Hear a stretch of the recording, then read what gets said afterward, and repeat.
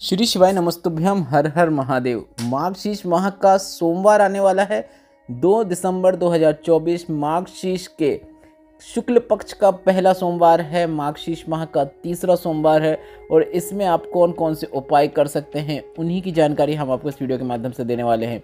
और इस वीडियो में हम आपको सिर्फ और सिर्फ गुरुजी पंडित प्रदीप मिश्रा जी के बताए माघ माह के बिल्कुल नए उपायों की जानकारी देंगे, क्योंकि गुरुजी पंडित प्रदीप मिश्रा जी ने हाटकेश्वर शिव महापुराण कथा जो कि अभी महाराष्ट्र सिरपुर में चल रही है, और उसी शिव पुराण कथा में गुरुजी ने सभी से इस सोमवार में बिल्कुल नए उपाय करने को कहा है। उपाय कैसे करना है वह भी हम आपको वीडियो के माध्यम से समझाने का प्रयास करेंगे, ताकि देखकर समझने में आपको आसानी हो, कोई भी उपयोगी जानकारी ना छूटे। इसके लिए आप वीडियो को अंत तक देखें। सिर्फ 2 उपायों की बात की जाएगी, क्योंकि दोनों उपाय गुरुजी ने आज की शिव पुराण कथा जो कि 1 दिसंबर को पूर्ण हुई है उसमें गुरुजी ने दी है जानकारी। तो दोनों नए उपाय आप सोमवार के दिन कर सकते हैं। विशेष रूप से एक उपाय तो गुरुजी ने सोमवार के दिन ही करने को कहा है, तो इसलिए आप वीडियो अंत तक देखें ताकि कोई भी उपयोगी जानकारी आपसे ना छूटे।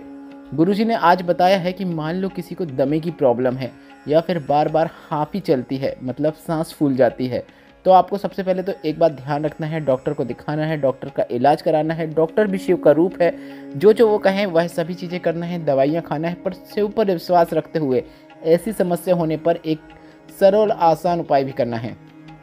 आपको एक बेलपत्र लेना है, एक दूर्वा लेना है, और शिवलिंग पर जो गणेश भगवान का स्थान होता है, मतलब शिवलिंग में आप देखते होंगे कि सीधे हाथ की ओर जलाधारी में गणेश भगवान का स्थान होता है, उल्टे हाथ में शरण कार्तिकेय और बीच में माता सुख सुंदरी का स्थान होता है।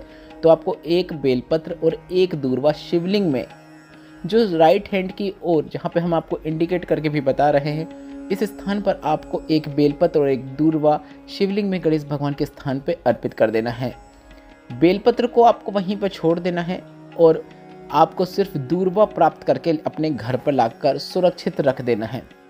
अब यह उपाय गुरुजी ने 16 सोमवार तक लगातार करने को कहा है। गुरुजी ने यह कहा है, वैसे तो यह उपाय करने को आप 12 सोमवार भी कर सकते हैं, पर 16 सोमवार कर सकते हैं तो काफ़ी अच्छी बात है। अब कई लोगों का प्रश्न रहेगा कि अगर किसी सोमवार में हम यह उपाय ना कर पाएँ, बाहर जाने की अवस्था में या फिर रसवालाधर में या फिर किसी अन्य कारण से हम यह उपाय बीच में ना कर पाएँ तो क्या करें? तो आप वह सोमवार छोड़ सकते हैं, अगले सोमवार से वापस यह उपाय करना जारी रख सकते हैं। बस आपको इस बात का ध्यान रखना है, 16 सोमवार में आपको बेलपत्र और दूर्वा शिवलिंग पे अर्पित करना है, और सिर्फ आपको दूर्वा को प्राप्त करके ले आना है। 16 सोमवार तक करना है, मतलब 16 दूर्वा आपको इकट्ठी करना है, और इसके बाद 17वां सोमवार होगा, उस दिन आपको अर्पित करने की आवश्यकता नहीं है। जो आपने प्राप्त करके लाए हैं दूर्वा, उन्हें पीस कर छोटी छोटी 5 गोली बना लेना है और रोज़ 1 गोली आपको खा लेना है। जीवन में कभी भी दमे की प्रॉब्लम जो भरा रही है, दमा भरा रहा है, वह नहीं भराएगा। सांस जो फूल रही है वह नहीं फूलेगी। खाते समय आपको कुंदकेश्वर महादेव का नाम स्मरण करना है, इस बात का आपको ध्यान देना है। लाभ जरूर देखने को मिलेगा। आप जो दवाइयाँ खाते हैं डॉक्टर की, वह भी खाएँ, साथ में यह प्रयोग भी कर सकते हैं, आपको उसमें लाभ देखने को मिलेगा। बढ़ते हैं दूसरे विशेष उपाय की ओर, जो कि आज की शिव महापुराण कथा में गुरुजी ने दिया है। गुरुजी ने बिल्कुल नए उपाय की जानकारी दी है, और यह उपाय गुरुजी ने पिपलेश्वर महादेव और हाटकेश्वर महादेव का नाम लेते हुए करने को कहा है। मतलब यह उपाय करते समय आपको दोनों महादेव का नाम का स्मरण करना है। कब करना है, कौन से महादेव का नाम स्मरण, और कब दूसरे महादेव मतलब हाटकेश्वर महादेव का नाम स्मरण करना है, ध्यान से सुनिएगा।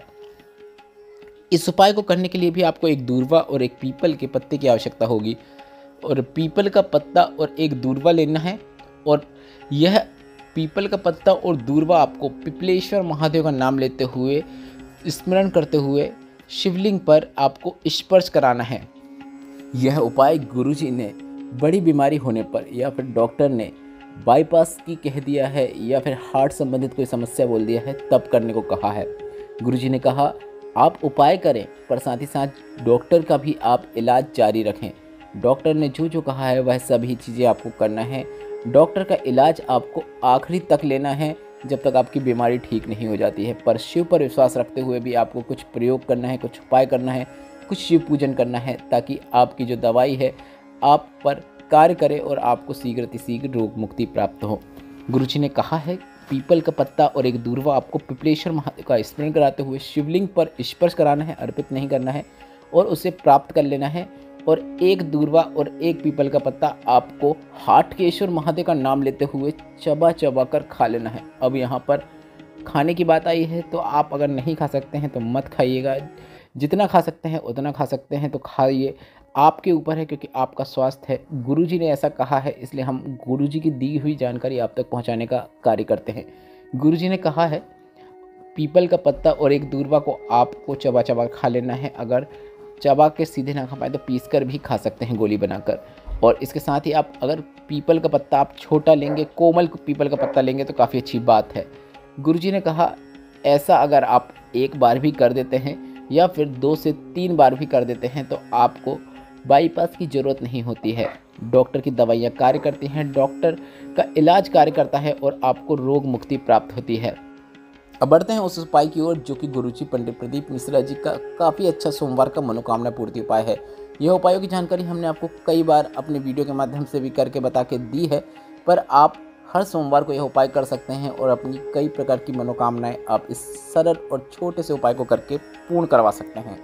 यह उपाय करने के लिए आपको सिर्फ और सिर्फ 5 बेलपत्र की आवश्यकता होगी। 5 जगह पर बेलपत्र अर्पित करना है और आपको 5 जगह पर 1 कलश का ही जल अर्पित करना है। 5 कलश जल आवश्यकता नहीं है, सिर्फ 1 कलश का ही जल आपको 5 स्थानों पर अर्पित करना है।